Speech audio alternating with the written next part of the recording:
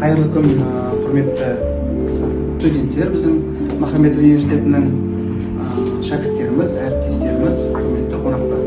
Бүгінгі біздің шарамызға қош келдіңіздер. Өзім туралы айтып кетсем, Батыс Қазақстан облысының Жаңғал ауданының тумасымын.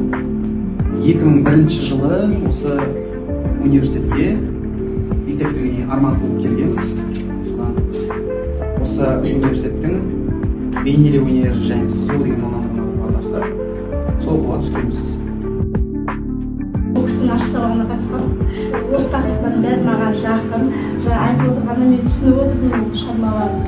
Қалай бұл көптеген еңбектен жасалады. Мен бұл кісінің қолымен жасап жатқанын, пышақпен салып жатқанын, оны қалай шығарып жатқанын бәрін өз көзімен көріп, бұл деген керемет үлкен еңбек.